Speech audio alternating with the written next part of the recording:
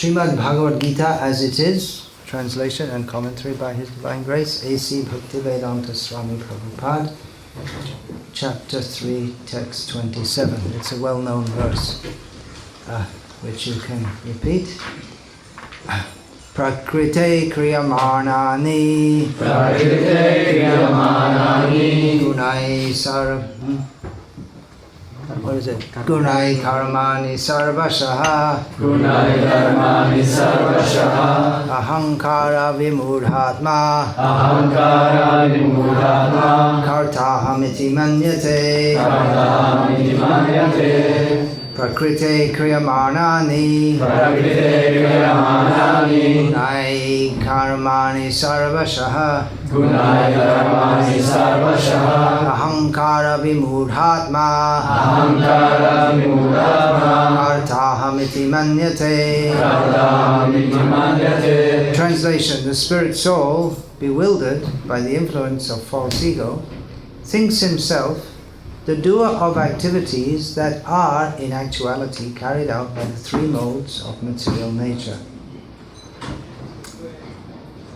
Is this in the right position? It seems not to be. I'm asking. Purport: two persons, one in Krishna consciousness and the other in material consciousness, working on the same level, may appear to be working on the same platform, but there is a wide gulf of difference in their respective positions. The person in material consciousness is convinced by false ego that he is the doer of everything. He does not know that the mechanism of the body is produced by material nature, which works under the supervision of the Supreme Lord. The materialistic person has no knowledge that ultimately he is under the control of Krishna. The person in false ego takes all credit for doing everything independently, and that is the symptom of his nescience.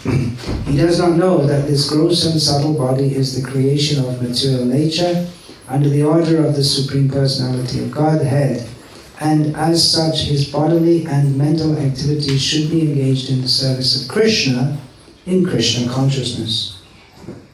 The ignorant man forgets that the Supreme Personality of Godhead is known as Hrishikesha, or the master of the senses of the material body, for due to his long misuse of the senses in sense gratification, he is factually bewildered by the false ego, which makes him forget his eternal relationship with Krishna. Prakrite kriyamanani gunai karmani sarvashaha. Ahankara vimurhatma kartahamiti manyate. The spirit soul, bewildered by the influence of false ego, thinks himself the doer of activities that are in actuality carried out by the three modes of material nature. Om Jnanatirandhasya Jnananjana Shalakaya Chakshurmilitam Yena Tasmai Shri Gurave Namaha. Nama Shrishtham Manamapi Shachiputramatra Swarupam Rupam Tasya Argajamurupurim Matharim Goshtapatim Radha Kundam Girivaramaho Radhika Madhavasham Prapto Yasya Pratita Kripaya Shrirum Tangatosmi Vandeham Shri Guru Shri Atahpada Kamalam Shri Guru Vaishnavam Sat Shri Rupam Sagrajatam Sahagana Radhunatam Vitam Tam Sajivam Sadvaitam Savadhutam Parijana Sahitam Krishna Chaitanya Devam Shri Radha Krishna Padan Sahagana Lalita Shri Vishakhan Vitam Hare Krishna Krishna Krishna Hare Hare Hare Rama Rama Rama Hare Hare. I read it twice, I'll read it one more time. The spirit soul, bewildered by the influence of false ego, thinks himself the doer of activities that are in actuality carried out by the three modes of material nature. Not very easy to understand. Most of you here are not native English speakers. English is not your first language. But the reason it's not easy to understand is not because of the English. Because even the average educated, well-educated person of whom his first language is English, would find it difficult to understand what it means. The spirit soul. What is meant by the spirit soul? That's the first thing, which the average person, or even an educated, highly educated person, would find it very difficult to understand what this means. Bewildered by the influence of false ego, and maybe that brings in all kinds of Freudian or Jungian concepts. Thinks himself the doer of activities, and the word doer is easy to understand, right? It means someone who does things. But how often do you come across the word doer in English? If you go through the Daily Telegraph or watch programs on the BBC, how often do you find the word doer? Although it's an easy to understand word, it's just like gardener, farmer, baker, butcher, doer. So it's not difficult to understand what it means, but it's a word which you won't find in English. Is it? Hardly.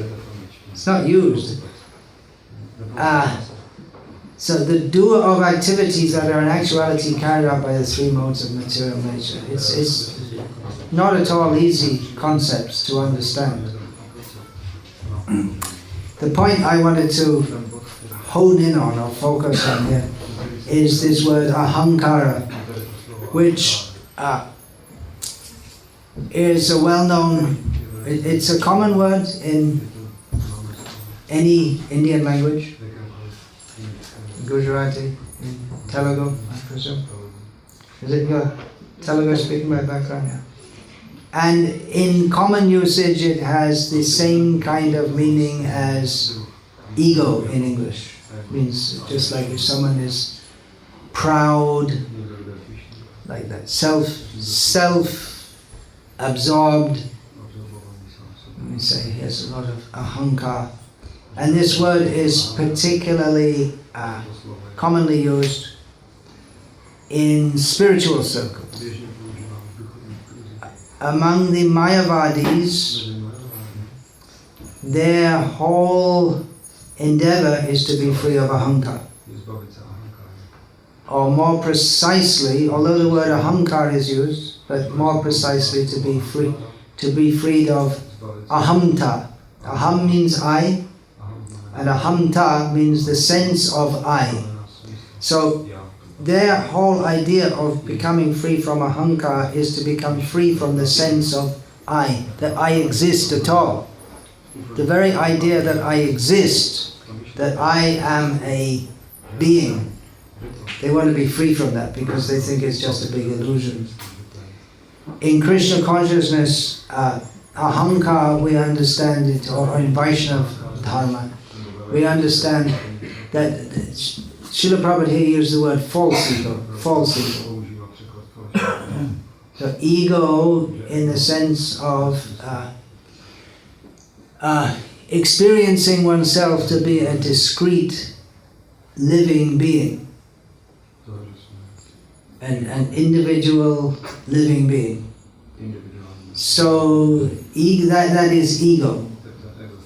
But in material life, the sense of pride and self-absorption is so common that ego, the sense of identifying with oneself, is identified with selfishness.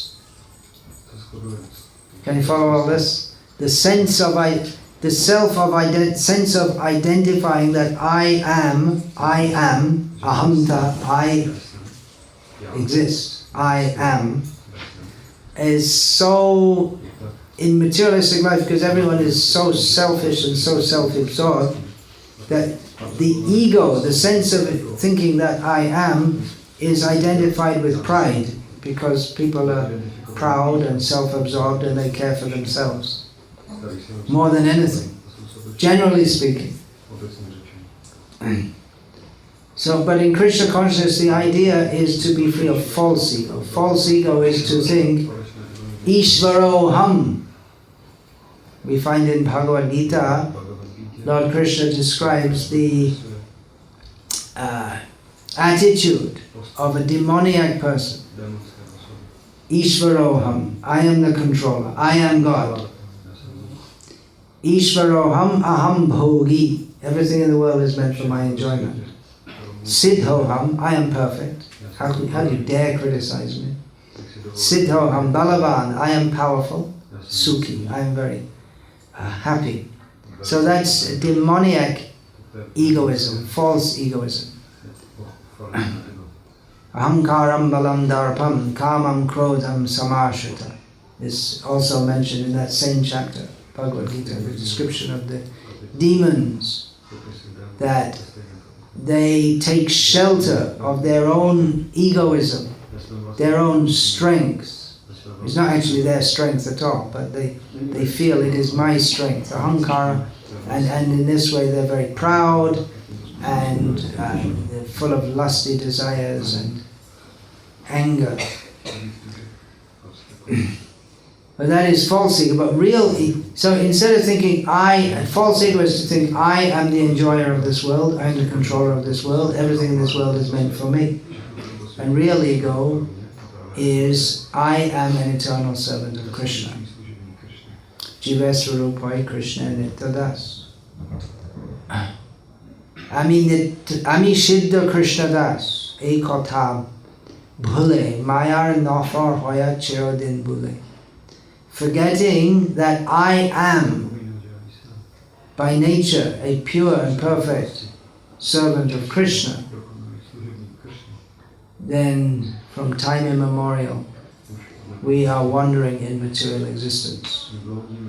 So this term ahankara for transcendentalists is a central word. The Mayavadis totally misunderstand it, and they think I want to be free from the sense of I, and then when you become free from the sense of I, then you become one with everything, and then you become God. Massive misunderstanding. And Vaishnavas, they understand being free from a false ego and attaining the real ego. Muktir hidvanyata rupam swarupena vyavastitihi. Liberation means not becoming free from any form or activities, which means if one has form and activities, that means some ego is there. There must, as long as we are distinct living beings, then egoism is there. You distinguish yourself from other people, from other things. But that's all right if one is situated in one's actual perfect position as the servant of Krishna. So muktir hidvanyata rupa. Mukti means relinquishing all these forms which are not relinquishing. Got stuck on that word? You're okay? Translator stopped. I don't understand. Relinquishing means giving up. It's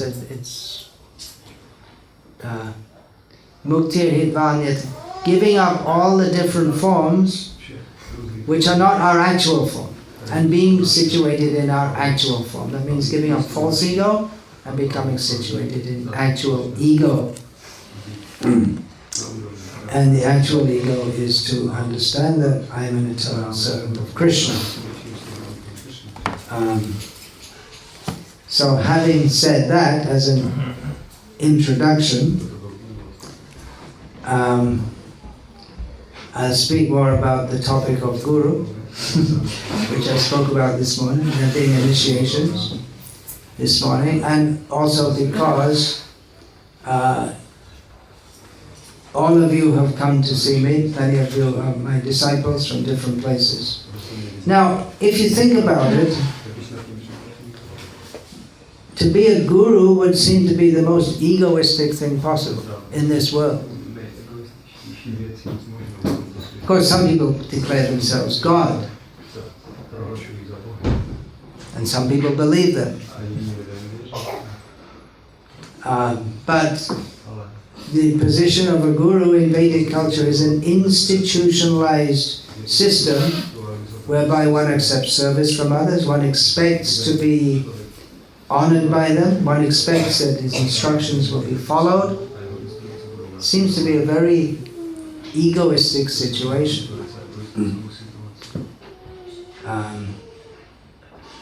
Sometimes people, they just like to talk about themselves. And some people, they just go on talking as if no one else has to listen to them. They just go on talking and talking, as if the whole world is meant for listening to them. But that's nothing compared to a guru, who systematically sits on a seat higher than others and expects others to listen and be taken seriously.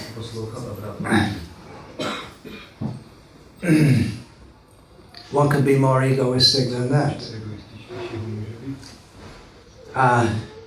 To write books or give talks, that also might seem to be egoistic. You write a book and publish it, and you expect people should read it and they should listen to what they should read what I have to say. I have something to convey to others.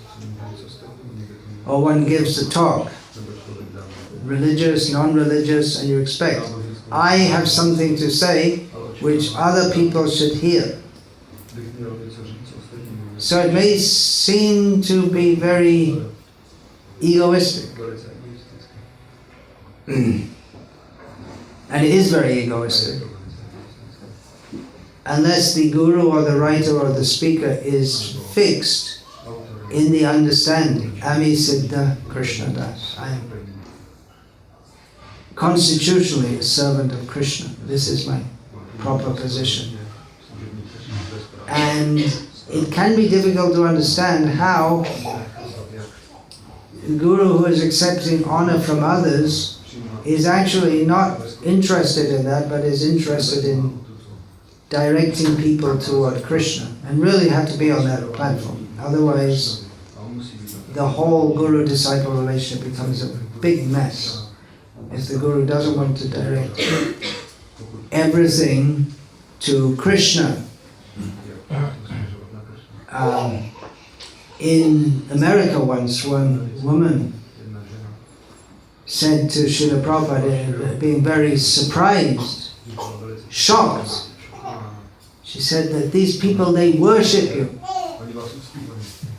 Prabhupada said, yeah. Just as I worship my own guru. For Srila Prabhupada it seemed to be very natural. And actually it is natural, because that's the spiritual order. But in democratic, egalitarian, communistic societies, that may seem to be something very wrong. It is wrong if it's not directed to Krishna. If it's directed to Krishna, that is required. And Krishna himself showed the example by himself accepting a guru. Now, as I say, many of you have come. I'm going to speak a little to see me. I'm going to speak a little bit about myself, because many of you are coming to see me personally. So to save myself from saying these things again and again, you may wonder why I'm not visiting you, all your places. I'm not going to England this year, or America, or Czech Republic, or Switzerland. Why am I not going to so many places?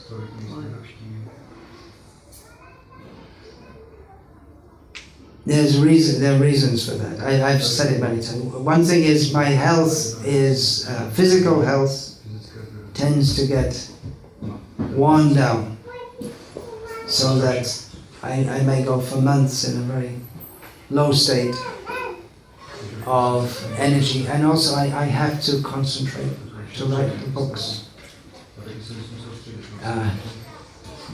Srila Prabhupada said, my books are the best part of me.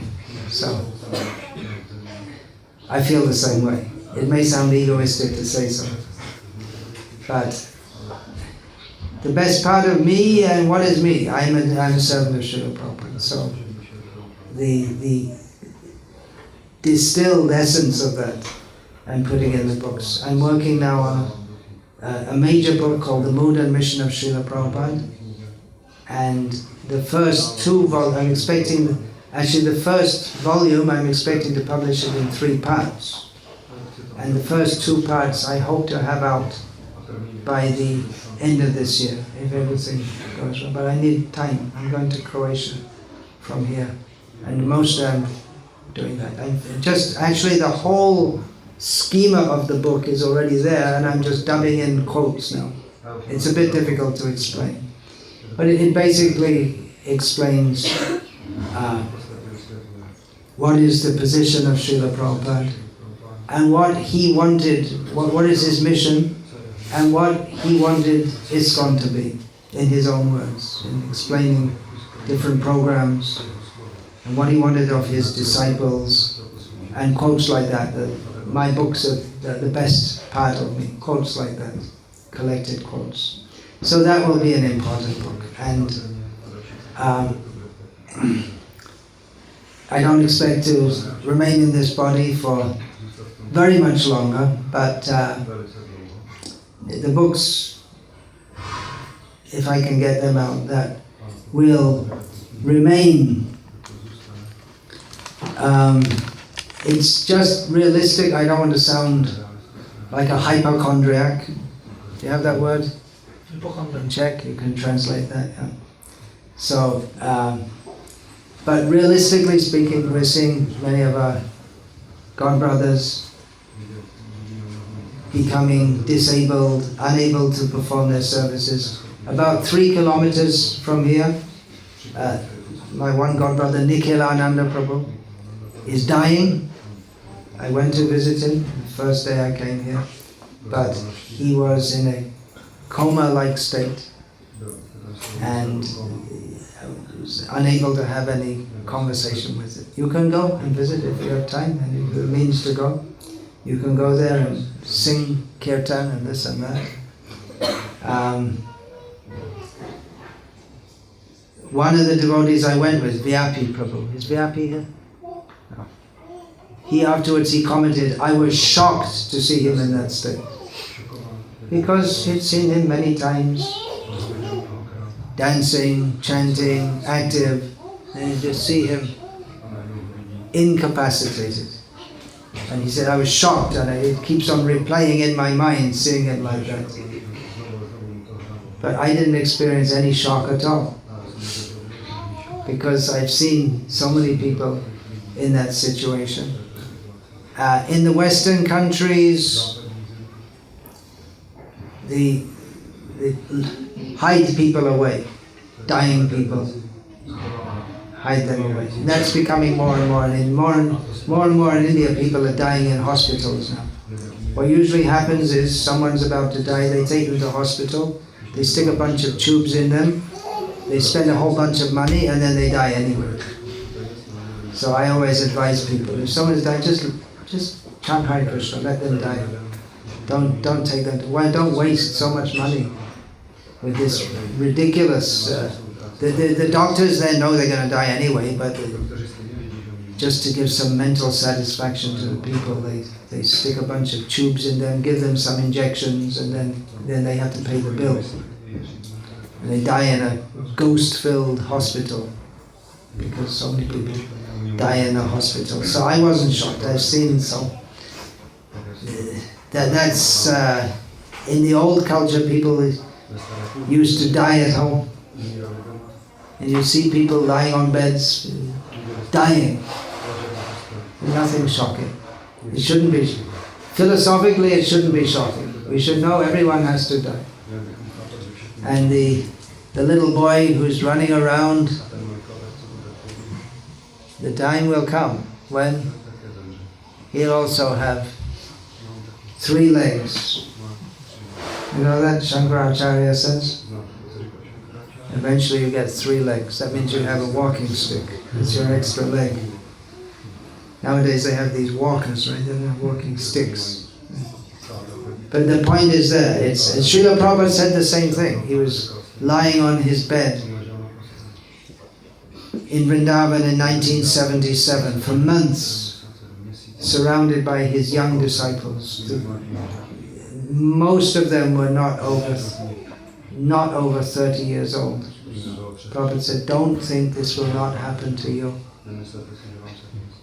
So that's just realistic. I have a lot of work to do in writing, many things to do in writing. I'm just trying to do what I can before I have to move on. And I'm also trying to be strict in my diet and all this kind of thing. It makes a difference. Manida Prabhu told me, for years he just took whatever prasad was available, whatever time it was available, but now he's not doing that. Usually people make the adjustment when the body's seriously breaking down, then they make the adjustment to try to look after it. It's not a bad idea to do that earlier, but that is the illusion of youth, that one feels strong and you feel that, yeah, I can just go on forever like this. When I was 50, Raja Kishore, do you remember you said that? You're a little bit older than me, physically, body-wise. What is it? You said something like, welcome to the age of 50. And now you're going to experience how the body is breaking down like that. So, not complaining, just being realistic like that. So that's one major reason I'm not traveling around so much. It is hard physically, and I also like to invest more time in writing books, which I feel that they're important books, the books I have to write. The subjects I'm writing on are important for devotees now and maybe long into the future.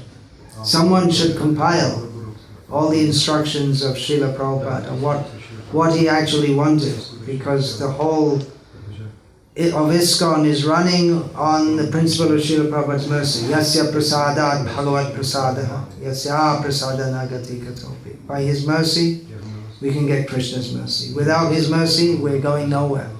So we should know what he wants, how to please him. And he's specified what he wants. So I'm collecting those instructions and putting them systematically. And there are other books to come also. Krishna willing? We don't know. Srila Prabhupada himself, he had plans. He to, of course, finish the Bhagavatam, and at different times he spoke of writing commentaries on the Ramayana, Vedanta Sutras, Padma Purana, Brahma Vaivarta Purana, Satsandarbhas, and so many different things. But the nature of this world is that we are limited in time. Other services I'm also involved in. One thing which has really is very pleasing to me, because we see that devotees become so happy, is the farm projects. See, they're becoming happy because they have the opportunity in family life also to be fully absorbed in Krishna consciousness, to live in devotee association 24 hours a day.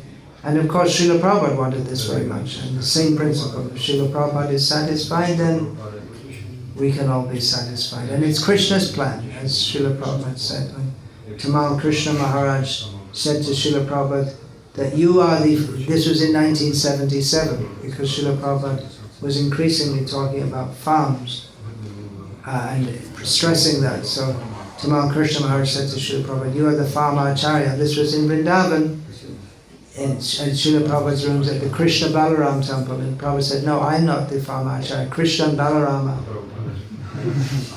Krishna has the flute. Why does Krishna have a flute? He's a cowherd boy. You play the flute for calling the cows. Krishna also calls the gopis, but the the manifest utility of the flute is calling the cows. And Balaram has the plow. So there you have it. Krishi, Goraksha. Krishi is agriculture, which means plowing. Balaram with his plow. And Goraksha, Krishna. So between them, they cover this.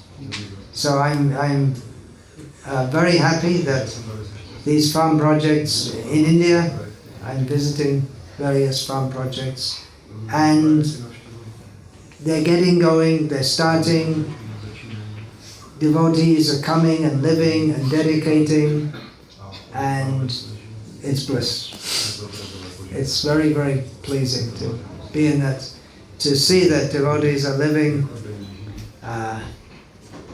They've had the faith to leave their city lives and depend on the land, the cows, and Krishna, and rise early every morning for Mangalarti, which most initiated devotees in the world don't do that. Srila Prabhupada, when he first initiated devotees in 1966 in New York City, the next day he put a notice on the board, and you've seen that notice. All devotees must rise early. So it was actually a little later that Srila Prabhupada introduced Mangalarti, but he wanted that devotees all over the world, initiated devotees should rise early and attend Mangalarti. But due to the very nature of modern city life, most devotees are not able to do that. They're caught in the grinding machine of material society. But in the farms, everyone rises early, goes to Mangalarti, chants their rounds, and then work is there, all day work is there. But they're all living devotees together, and morning and evening they come together and chant the holy names and discuss topics of Krishna consciousness. So there's a little summary of what I'm doing, so I don't have to tell you all individually. And please, if you visit India, most devotees visit India from time to time. So please come and visit our farm projects. You were there. How long were you there? 2 months. And on that farm in Gujarat? 2 weeks. Just 2 weeks. It's a different approach to life altogether, isn't it? Of course, still in Bulgaria, there are many people who live in the villages. It's mostly older people, isn't it now? And they have no idea of spiritual life. So just living in the country in and of itself is not the point. The point is to live peacefully and be Krishna conscious. And the farm communities, that's developing. I many times I've said that devotees, the first one say, well, farming, how can you do it? But it's actually much easier than they think. They think it's going to be very difficult, but actually it's not very difficult. It doesn't require super intelligence to do so. And generally, city people, if they want to insult someone, they call him a farmer, because the farmer is supposed to be stupid. Actually, the farmer is intelligent because he's not stuck in the city. But it's not that difficult. I mean, work is there. But by Krishna's arrangement, if you put the seed in the ground at the right time and do the right things, then the crops come. And if the weather remains good, that's an increasing problem. That the weather is so irregular. But the really hard part, and this is really crucial, is not cultivating crops. That has to be there. Cultivating people. How people can live together peacefully. The grains of wheat can live together peacefully. They don't fight with each other. But it's getting the humans to live together peacefully and cooperating. That's the really tough part. So that there has to be a strong sense of mission that we're here to serve Srila Prabhupada's mission. And we've come here because we want to be Krishna conscious. We're all together doing that. And it's a Sankirtan movement. We may think the Sankirtan movement means going out in the cities and chanting Hare Krishna. That's there, of course. But in the communities also, it means we've all come together to glorify Krishna. So we all have to help each other to do that. So that's the great challenge. And by Krishna's grace, there are challenges. And there will always be challenges. But by Krishna's grace, we're confident that it can be done. And so please, when you visit India, please make a point to visit one of our farm communities. We have now 1, 2, 3, 4. 1, 2, 3, 4 and 2 halves. Means we have, well, even maybe it's 3 and 2 halves, because one is still very new, and there are only 3 families there. And one land we're just getting, and one we have land, and we have farming and good farming, but we don't really have a community. So but overall there are 6 projects in different parts of the country. So it's to me, it's very, very enlivening, and most of the devotees who visit, they're also surprised, happily surprised, that what Srila Prabhupada said about farms, it can actually be done. Will the farm communities be a success? I won't be able to say, because success will be if the devotees there, their children's remain there. That will be the success. So we won't see it, not from these eyes anyway, not from this body. That will be the success. So that's enough egoism from my side. I just like to share those things with you about myself. And now we're supposed to have Arati. Is there any question in 2 minutes or so before the Arati?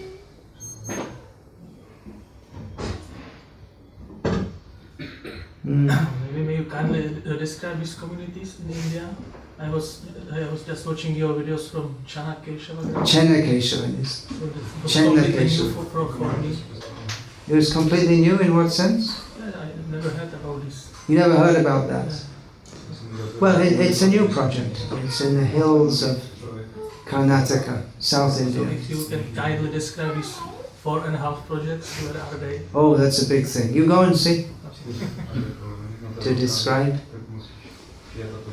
The oldest is Nandagram in Gujarat, and there are about, I'm not sure, about 70 devotees, there are 20 families, and 40 Gurukul boys, like that.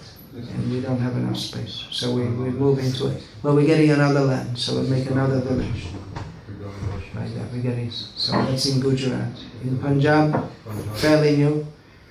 From here I'm going to Ljubljana one day, then to Croatia for a few weeks. I plan to sit there, right? Then to Russia, and from there I'll go to India, then I'll go and see the community, how it's just developing there. In Punjab, just north of Delhi. So that's one. Then we have near Hyderabad, one project. The main problem there is lack of water, very dry part of the country. So we got some other land in the same language area, tell it it's now another state, Andhra Pradesh. So we got land in another part of Andhra Pradesh. The main problem there is too much rain. But it's, at least if there's too much rain, you can grow something. If there's no rain, it's very difficult. Several times I advised, why don't you try growing cacti as a commercial crop, but they didn't like that. Cacti, you know? Cactus, you know the word? Cactus, plural is cacti. It's possible to grow as vegetables, but it's not popular in India. So They didn't like that idea. They were so dry. And they just grow by themselves, cacti, wild cacti. Yes. Then, so that's 1, 2, 3, plus the 1/2 is the new project being set up. And then the Chennakeshav, that's also half because it's new. So we have to see. Where is it? Southern Karnataka, in the hills of Karnataka. It's a long way from anywhere. It's more. The nearest major cities are Mangalore, 4.5 hours drive, and Bangalore, 5.5 hours drive. So I thought I'll go there and I can sit peacefully and do my writing. No one will come and visit me. I was wrong. The devotees coming all the time. So I like devotees, but when you want to concentrate on writing, it's better not to have so many visitors all the time. Very beautiful place. You saw from that video, yes, it's very right. Nice place there. Then, and then near to Salem in Tamil Nadu, we have land and farming is going on, but it's not really a community. Community hasn't developed. So that's a summary. If you want to know more, Google Maps. You can find out. One great thing is at these farms, no cell phones. We're just 1 or 2 for the whole project. People don't have phones. Banned. So if you want to talk to someone at the other side of the farm, you have to go and see them. You know that you do. Like that. Save so much time and diversion of energy by not being on the cell phone. No Facebook and what's that? Twitter, WhatsApp and all that. Except when I go there, because they want to make these videos of my lectures, and we have a little array. No electricity, but only for me, so I can write my books. When I go there, otherwise no electricity. It's great having no electricity, because in India most of the year the sunrise and sunset is around the same time. So sunset will be around 6 o'clock, and then by 8:30 anyway you're ready to take rest. But if there's electricity and there's lights, then you can go on. People stay up all night, right? But then it's just very peaceful. There's nothing to disturb, nothing to just take rest. And then automatically you get up early in the morning. What time is the Arati? 6:30. 6:30, I see. I thought it was 6 o'clock. Oh, I see. Okay. Say something about the books. Yeah, you can say about the books, but I think most of them know all about the books, isn't it? Yes, Hare Krishna. We got the book table outside and we got all these books. I think most of the devotees here have my books. And this is in German language. It's Russian language. What is it? Russian language. Russian. Language. This one is My Memories of Srila Prabhupada. Then see Vansidas Babaji. Then Brahmacharya and Krishna Consciousness. And this is Mothers and Mothers Masters. So please, when you go outside, have a look at this and purchase the books. It will help Maharaj to produce more books for the future generation. Okay? Hare Krishna. Hare Krishna. So tomorrow is the Panihati Chira Dadhi festival, and coincidentally we'd like to go on a Harinam picnic. So we're going to Linz, which is a city in Austria. So tomorrow morning, maybe we should just have a long kirtan after the Guru Puja and just skip class in the morning, so that we can get everyone out in time. Because we're supposed to meet the police there. We have a fixed time to do a Harinam in the city. That's probably better. Have a prolonged Harinam kirtan, and then get in the bus Is everyone aware of that? Did everyone tell you about the bus? No? It was morning that there will be possibly there will be bus, we will see, and now it's already decided the bus will come tomorrow morning. Yeah. And most of the devotees who came to me, they will go by bus, not by their own cars. Yeah, you can go by your own car or you can go by bus. Yeah. If you have your car here. Better to go with bus, that the bus is also full. That not every bus will come and only 20 devotees will go by it. Yeah, we want to fill the bus, Yeah. right? Because you have to pay 600 euros. Also the parking So there. everyone pays 12 euros and maybe a Parking little there more will because the parking will cost. And also when there are 15 cars will go, it will be difficult for devotees to park at the same place and then get together. That's and true. So it's better to go on the bus. But then we don't want to get the bus. So it's booked out and then no one, and then some people get left behind. We also don't want that. Yeah. So how are we going to work that out? So, How do we work that out to make sure that everyone goes? yeah, I have a list and the bus is almost full now. Okay. And I will just tell tomorrow morning which cars are going extra and who is going with bus. Practically most of you are going with bus, by bus, I want to say. And there will be few more information. Tomorrow morning after Mangal Arati we have to still You have discuss to some work things. it out, yeah. There are some organizational things because police there is quite strict, so we have to be quite Austrian organized. police are notorious. They're very strict about everything. So we have to be on time, organized, one group, not everybody here and there, and so go far. We hope to distribute some books also, but Yeah. Take books from here.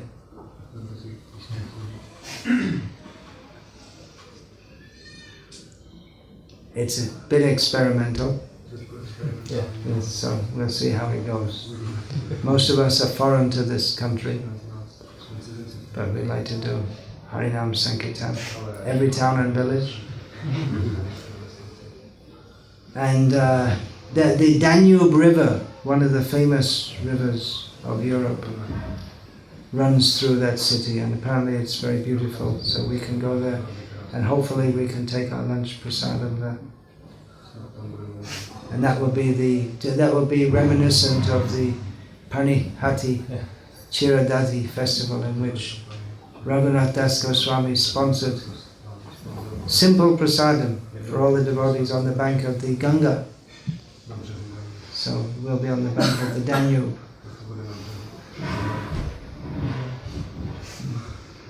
Yeah, if we're going to have every town and village, then we can do these festivals. There may be so many rivers we can do.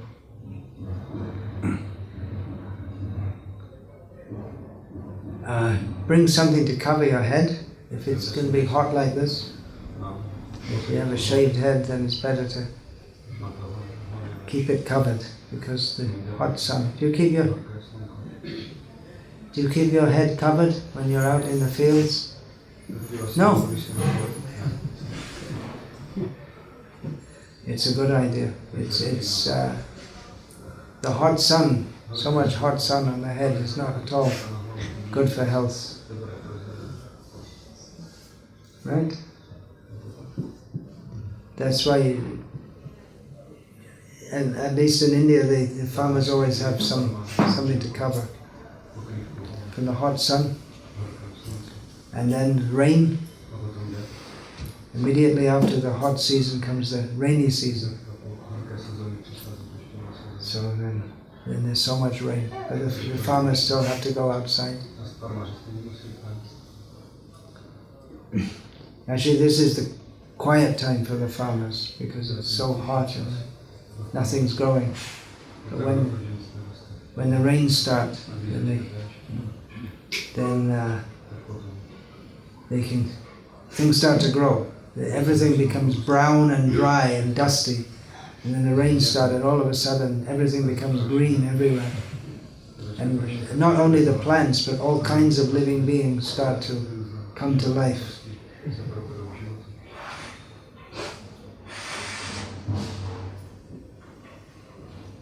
Many frogs come, being happy with the water, and then when the frogs come, the snakes come.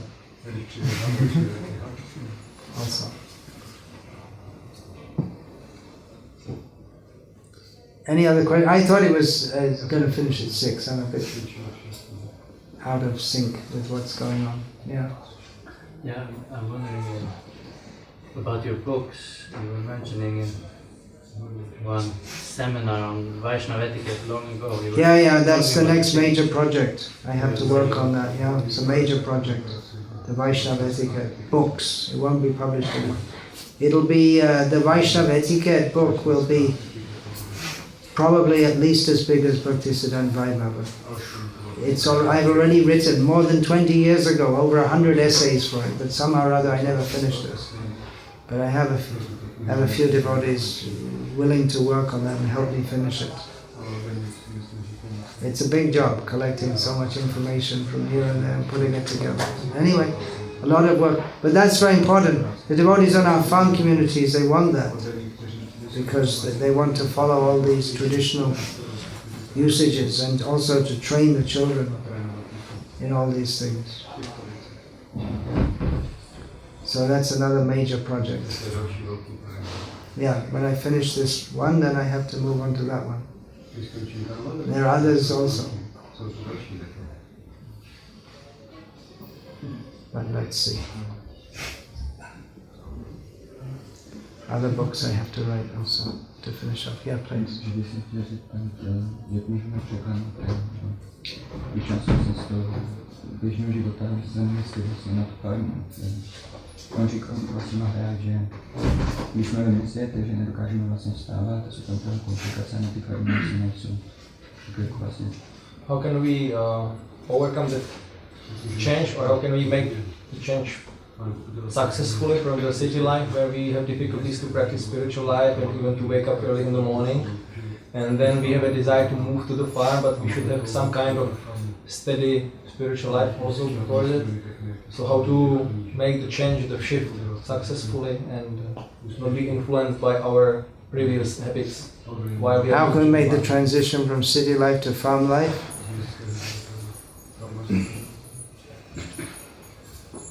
Well, it's something like you're looking at the water in the river and you know you're going to jump in, and you just prepare your mind, okay, I'm going to jump in, and then you jump in. And when you're in the river, you have to swim, that's all. You can prepare your mind a little bit before you get in, but when you get in, you're in, and you either sink or swim. That's all. Sink or swim means that actually you won't sink because you can always go back to the city life. But the determination should be, I'm just going to go and stay. That's all. It's very helpful if we think like that.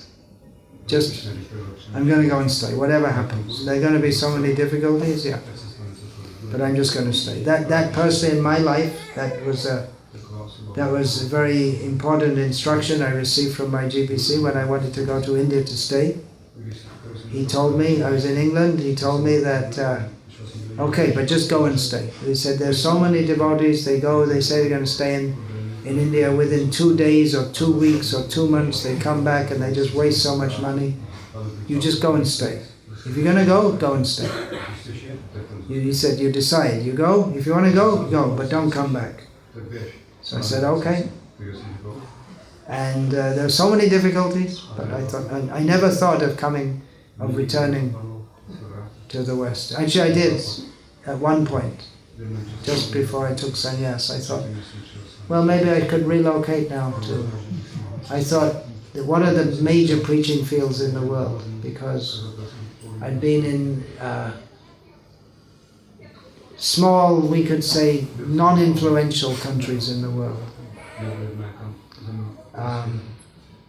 Because like if you're from Bulgaria or Czech Republic, you're preaching for the benefit of the people in those countries.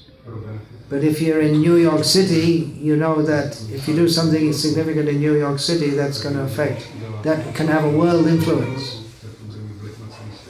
London also. Some cities are definitely more important than others. So some countries are more, so I was thinking I'd been in Bangladesh, Burma, Thailand, and all these places. So I thought, I thought that America is a big important field, but there are so many devotees there already. And Russia was just developing at that time. I asked were I going to Russia, and they said, no, we don't want you. So I thought, okay, then the other major one is India. And Srila Prabhupada wanted devotees, so I decided to stay in India. So the decision to stay was right from the beginning. I'm going to stay, and whatever. It's going to be difficult. I know it's going to be difficult, but I'm going because there are benefits. Nothing comes easy.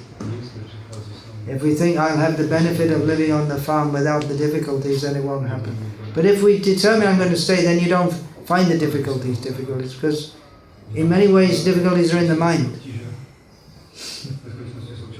For the people who grow up in the village and they're used to, nowadays you don't see that much, but you're used to walking 5 kilometers one way to get water, carry it on their head, 5 kilometers back. For them, they don't know anything else. So for them, it's not difficulty, it's just life, that's all. But if you're used to just turning a tap and water comes out of it, then that could be very disturbing. That it's so difficult just to get water. But then if you think, well, anyway, I'm just, whatever the difficulties, I'm going to accept it, then you don't, it doesn't bother you.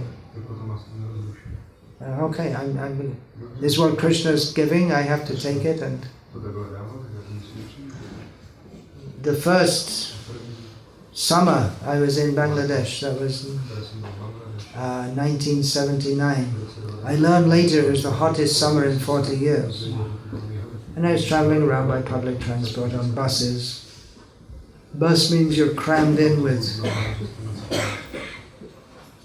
far more people than would be imagined in this part of the world.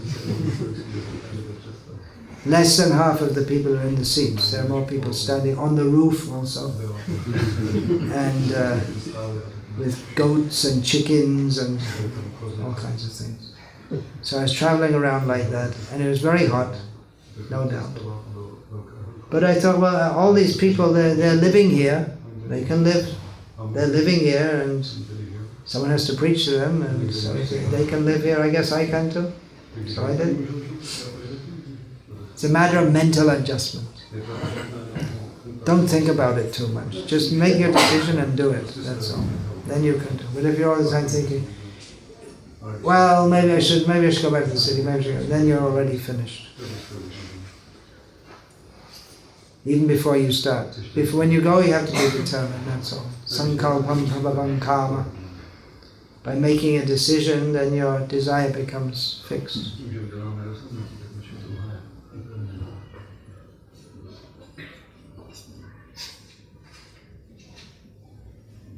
Yeah. In the farm in Sweden, Amvik's garden, then it's very difficult because there's kind of both city life and...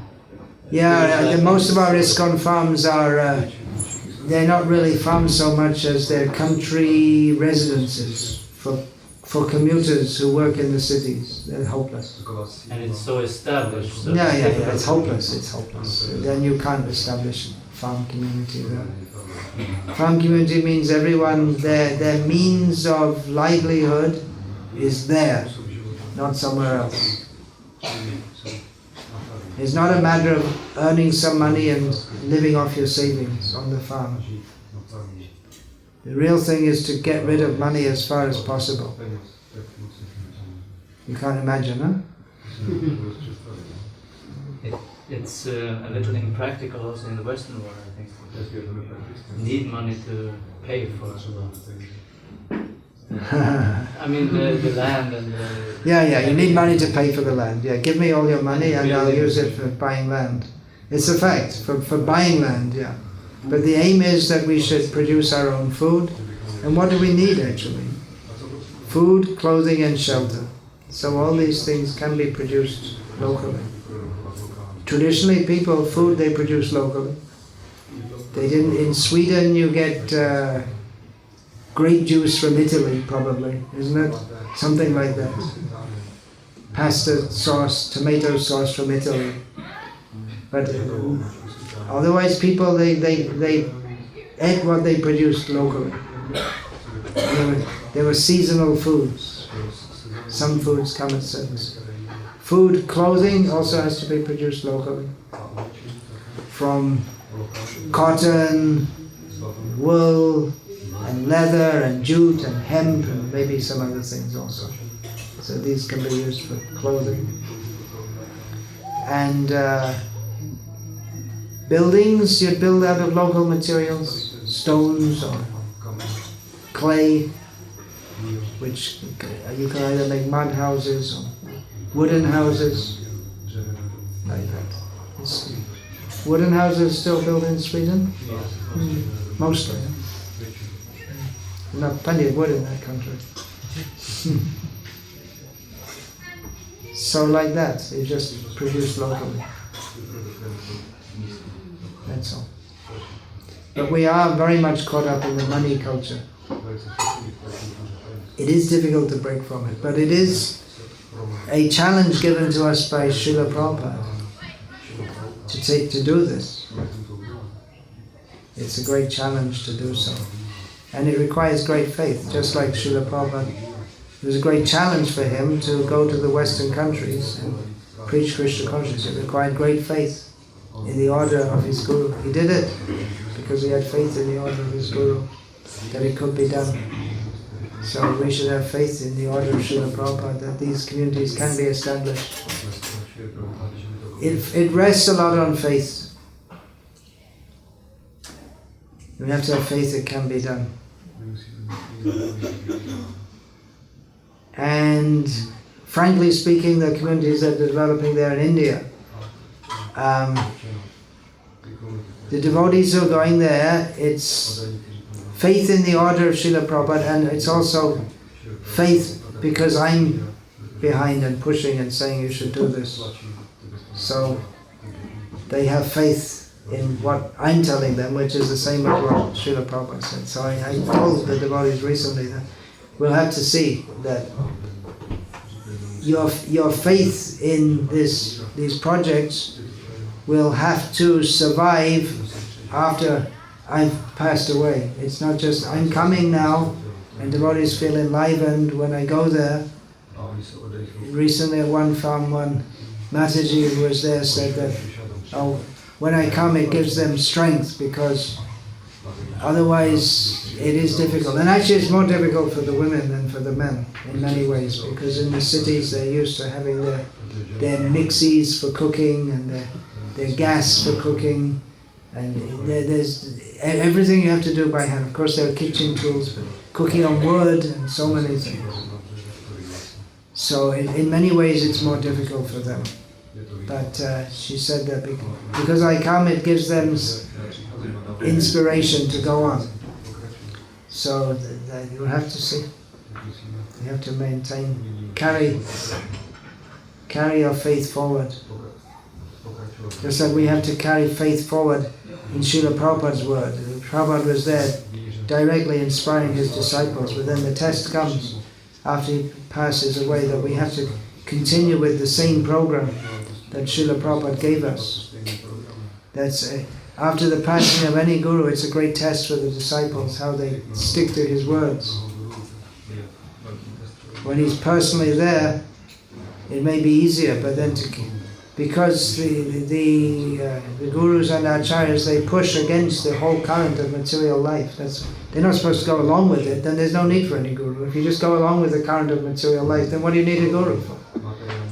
The guru means he helps you to go against the current of material life and come out of the stream of consciousness that carries us through the 8,400,000 species of life. So we really have to become attached to the orders, the Vani. So that will be seen. And then in every generation there should be gurus who carry on the mission. Every disciple is supposed to be a guru. in the next generation, even in the present generation. So it's a great challenge. It's worth living for. Otherwise, what's the use of living in this miserable, meaningless society?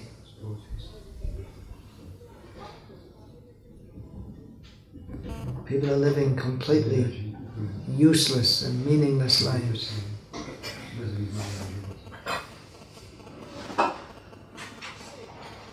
To accept Krishna consciousness means to accept some discomfort, at least mental discomfort, because people say, why are you doing that, you're crazy, you don't fit in with everyone. So it means to accept some discomfort. But by accepting the comfort of Maya, that we become socially accepted, then we have to accept the discomfort of Maya also, which means repeated birth and death.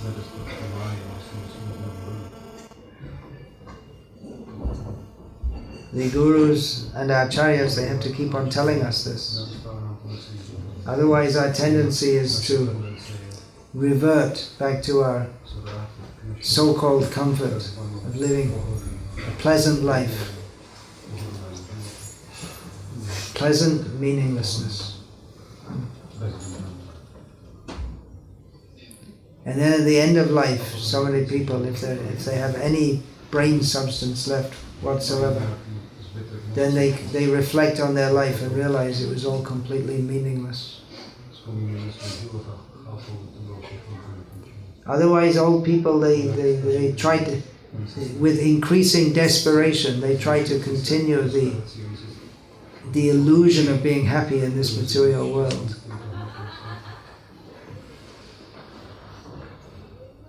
Old age is miserable. It's not just because of the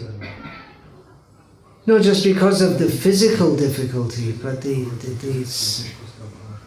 realization I'm going to death and I don't know what's happening after that, and also the realization I just passed a life. What for? There's nothing there. Empty.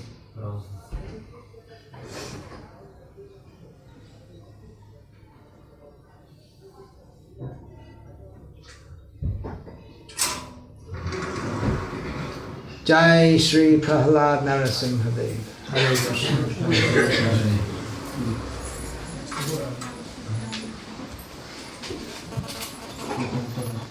Who's going to lead the kirtan? Someone who's going to get everyone jumping. Leads a good kirtan. Gadadha, you're all ready? Want to lead the kirtan?